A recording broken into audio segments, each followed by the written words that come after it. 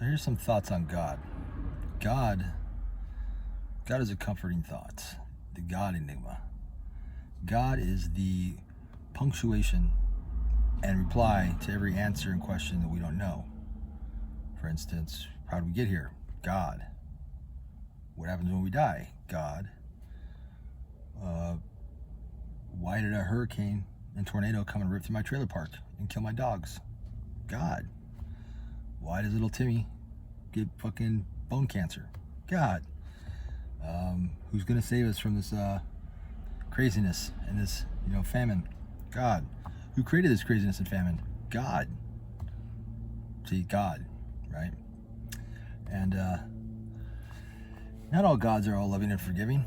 It depends on which God you believe in and which version of that God. You can believe in the same God, but different eras will have different versions of that God, and different Bibles will have versions of the same God. Anyway, hopefully you get the forgiving God and not the merciless God, or merciless God. Either way, God is a comforting belief, and I hope it's true. I hope, again, it depends on which God, but I hope there is a God that created us and that loves us and will forgive us for our sins that for some reason he bestowed upon us that we're not supposed to do. Yet he controls everything but just doesn't want to do that. Whatever. I hope there is a loving God, and I hope that when we die we go to some everlasting paradise, some bliss. I hope that we're united with our God and are at peace for the rest of eternity, and are just like a permanent grin on our faces till the end of the end, right? With God. All of our suffering is gone, all of our pain, all of our misery, all the terrible things that we've done or have had done to us are all forgiven and swept under the rug. And all of our complexity and emotional baggage is replaced with a euphoric, heavenly feeling of bliss and oneness with our Creator. I hope that's true, but I just see no indication that it is. There's too many discrepancies. There's too many holes in the stories. And honestly, if God did create all this, I can't say that I necessarily, agree with his creations. And I don't necessarily, certainly God doesn't have to answer to me, right? Who am I? I'm one of his creations, right? He doesn't need to explain himself. He's fucking God, right? I get it. But that doesn't necessarily mean I have to like you. And I don't have necessarily dislike a belief or people that believe in a God. What I dislike, though, is what that faith and that belief, the outcome of that faith and belief on society and how it impacts the world around us. If people want to worship and believe in their God, and not bother anybody, great. No problem with that whatsoever, right? I don't care, as long as it doesn't affect me. But when these people start getting positions of power, start educating children, start getting into politics, start buying up land, all of a sudden they become a group, a religion, an organization, a church. And then I'm not real comfortable with people making the laws based around their God's morality or lack thereof, or educating my children and selling us nonsense, a book of fairy tales, to explain how we got here, how we evolved, whatever. I'm not down with that. Now, if we can all worship and believe in gods without impacting those around us in a negative way, great.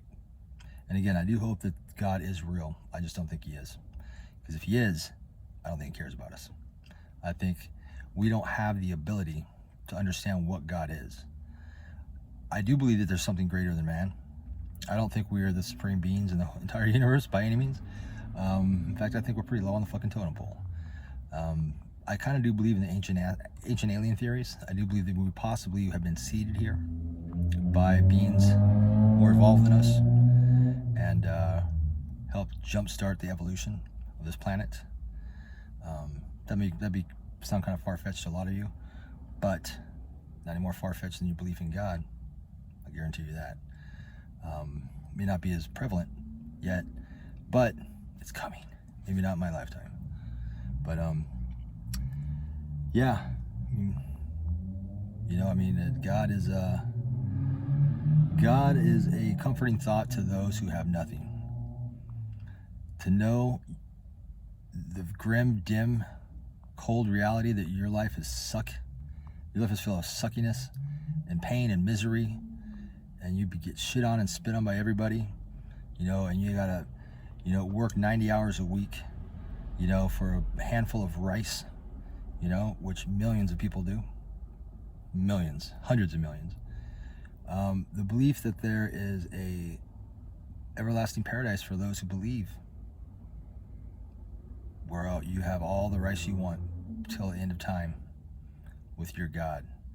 That is a comforting thought to those who would probably shoot themselves in the face with a gun full of fucking rice if they could, if it wasn't for that belief holding them together. So therefore, I mean, the belief in God isn't all bad. Faith is a powerful thing, which also brings us to another question. If enough people believe in something, even if it's not real, does it become real? Can billions of people have the same thoughts and the same focus and the same projected energy into an idea? Does that idea become real? Does it take on a form? And is it then manifest into our reality? Well, that's kind of superstitious. It's kind of getting on almost borderline magical talk here, Zach. But possibly. So maybe God is real in a sense. But either way, I mean, I believe that, you know, it's possible. It's possible. It's just as possible, you know, that the old ones will come ripping through our universe and devour us one day. The Cthulhu will rise. You know, Nyarlathotep. You know, I mean, gods, the old gods. And who are gods? Gods, there's been thousands of gods. Usually, people believe in a god. They get conquered by their neighbors or whatever.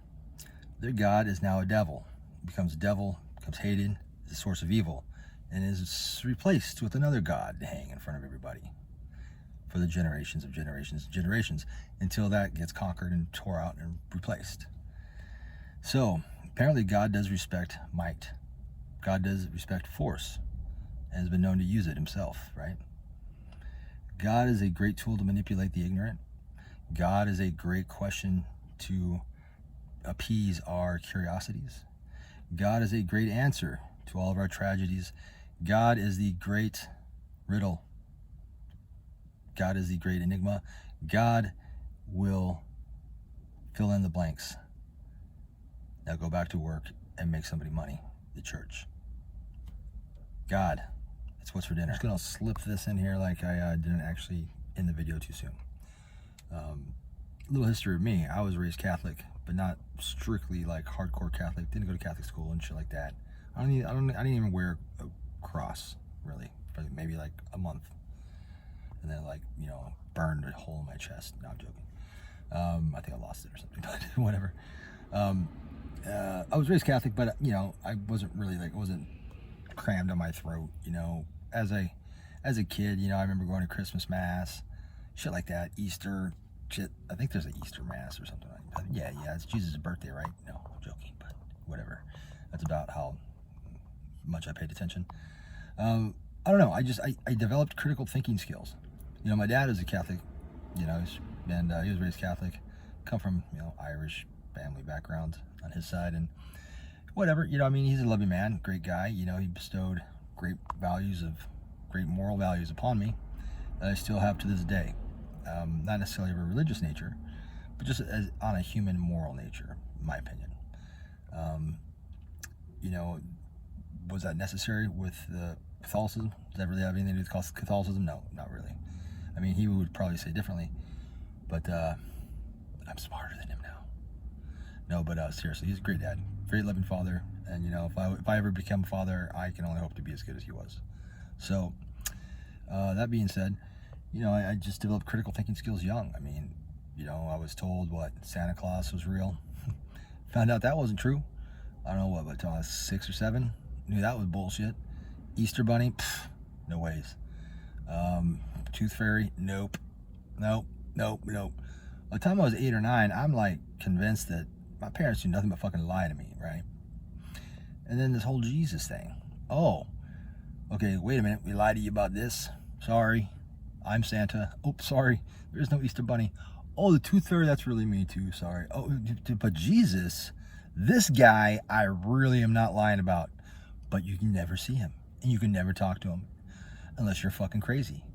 Right? Or Mexican. No, joking. Am I? I don't know. But, really? Can you communicate with Jesus? No, but Jesus is real. Sorry we lied to you about everything else. Not this guy. And I thought about it, and Jesus is the most improbable of all of them, to tell you the truth. The story of Jesus Christ and all this nonsense is just about as plausible as Santa Claus. Really, if you think about it. So, by the time I was 10, I wanted to believe in God, but I just couldn't swallow it.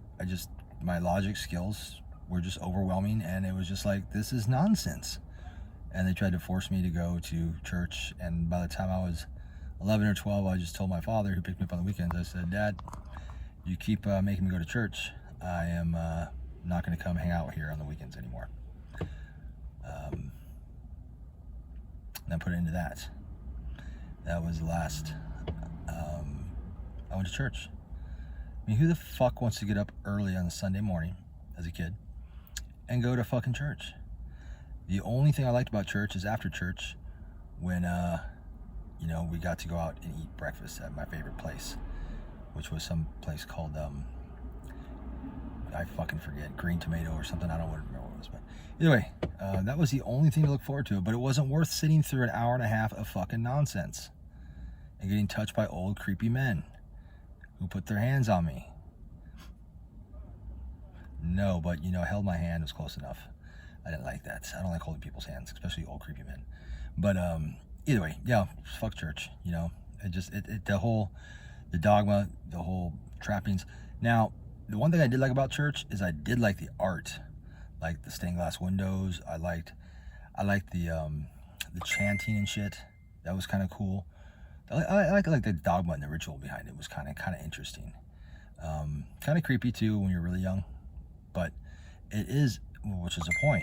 It's supposed to be overwhelming. It's supposed to be memorable, and it's supposed to be all awing and inspiring. So, but and it was cool, but wasn't cool enough. I was out of there by the time I was 11 or 12. I'm like, fuck this. And then I went to search for my own God, because I still wanted to believe in God. I just didn't want to believe in that God. But who's to tell what kind of gods are we to believe in, right? There are so many.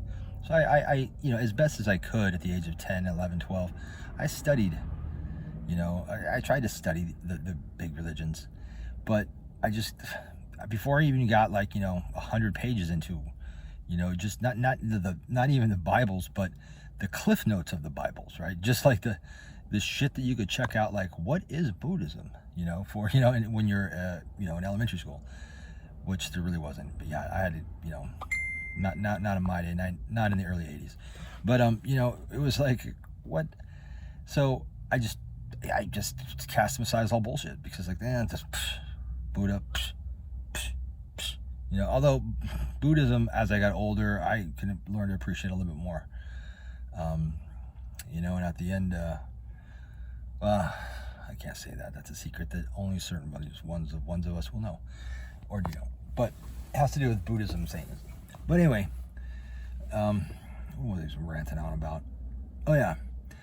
So I just started to get interested more in supernatural shit, right? Not necessarily really, a little bit of aliens. Aliens still kind of scare me, the concept of aliens, because I was almost too realistic. That was kind of scary. But I got more fascinated with monsters, and then I got ESP, and I just started getting paranormal shit. And by the time I was 13-ish, right around there, now we're talking the late 80s, right? And now we're talking beginning of the Satanic Panic. And what the Satanic Panic was, the Satanic Panic was an overwhelming, massive media saturation of the devil, Satanists, and these radical stories of bloodbaths and human sacrifices in these acid pools that allegedly all these Satanists, all disposed of all these sacrificial virgins, and that's why there's never any bodies, right? There's never any bodies yet. All these, it's a worldwide national pandemic of fucking human ritual sacrifices, but there's no bodies because they burn them in these acid pits, right? And but it was all over. And they had Richard Ramirez, serial killer, doing his fucking pretending to be a Satanist when he's just a fucking creepy ass pussy who beat up old women and raped old women. Yes, but he had AC/DC and Hail Satan, whatever. Fuck that guy. But yeah, and there's just a plethora of media saturation about Satanism, to the point where it was intended to scare everybody, and it did. It scared a lot of people. Right back into fucking church is what it did. Church was at an all-time high in attendance. Churches were making a lot of money, more so than usual because of this, and they were cashing in, selling books, and I mean, and if psychiatrists and psychologists got into that game, and hypnotism to bring up ritual abuse, or fucking suppress memories that your uncle was a Satanist and felt you up in the closet in the name of Satan and whatever, right? I mean, it was nonsense. It was so nonsense that people who owned preschools and shit were going to jail because of ludicrous stories about underground dungeons and child sacrifices and weird shit. I mean, it was just nonsense. But to those of us who weren't too scared and were curious and who had the balls and the insight to think, maybe there's something more to this. Do these people really exist? How could a group of Satanists be doing this? Why would they do this? What the fuck is Satanism? Is it this? This doesn't make any sense. None of it makes sense. It's madness. Like, I could smell bullshit, but I didn't quite know what the bullshit was. I didn't know what it was, and I didn't know who farted, but I could smell it. It had to do with Satanism. So then I decided, I read a bunch of books, the stupid fucking books that are on the, bestseller list of bullshit about Satanism. I'm like, this is nonsense. This is not be real. This is bullshit, right? Play records backwards, Ozzy Osbourne, whatever, and then I started getting into metal music, right? And then, at the time, you had AC/DC, you had Ozzy Osbourne, you had Judas Priest, you had Slayer, you had, Metallica, you had a lot of fucking metal bands. I know I'm missing a bunch, right? But either way, a lot of them, even Motley Crue. I mean, there's all kinds of bands where putting the sign of the horns and pentagrams and upside down crosses and shit. And I was kind of attracted to that aesthetics, because just getting into puberty and stuff, being 13, trying to find an identity and stuff. I mean, that was fucking rock on, man. That was some badass shit, right? These are some bad motherfuckers, right? But then I eventually came across the Satanic Bible, which is the actual. I eventually went to the source to understand what Satanism was, and by not necessarily did I seek it out, but it eventually came to me in a sense where an older chap, who was a little bit older, quite a bit. Well, I was like, say 13, he was probably 18, and old. Yeah, it's pretty significant 5-year difference when you're that young. And he had a Satanic Bible, and he gave it to me, and I read it, and then I read everything I could after that, because then I hit the nail. I hit, wow, this is what Satanism is. This is nothing like what TV says, nothing like what the church says, nothing like what Hollywood says. This is really what Satanism is. Why do they call it Satanism in it? Why? Because everybody thinks Satanism, and they think evil and hurt and pain and suffering and killing, and because it's associated with the devil, Satan, and if Satan isn't really real, why do they call it Satanism then? It's confusing. It's an enigma. It's a riddle. It's a mystery. But I could answer that for you. But then again, I would be depriving you of learning a secret. And I could tell you all the secrets that I've learned in my 46 years, but I would be doing you an injustice, because you would not appreciate it. You'll appreciate it when you discover it. If you truly wish to discover it, then you'll read the Satanic Bible by Anton LaVey. You can throw out the last half of the book if you want. The first half is really important. About 100 pages. You can sit down and read it in 2 or 3 days. If you so inclined, and then you'll understand what I'm saying. But yeah, Satanism back then, though, that was a high impact on people. And so the Satanic Panic drew me to Satanism. Although it was intended to scare you back into church, it scared me right towards it, because while 1,000 people ran and believed that bullshit, for every 1,000 people that ran, there's one of us that turned around and said, no, I want to see what that is, and continued. And those are the people that cut through the lies and the smoke and the mirrors, and found their path, the left-hand path. Satanism being part of that, usually a entry-level part to that. But anyway, so that was it. So that's how I became associated with Satanism. And then, you know, I studied the occult and other things along with that. But yeah, that's basically it. This video is already way too long. It's supposed to be under 5 minutes. I'm rambling because I'm pretty tired. I've had a long weekend. I've been driving a lot. I'm in Oceanside again, doing some work up here. So I'll be going back and commuting back and forth. And yeah, but there's my add-on to this outrageously long video. More to come.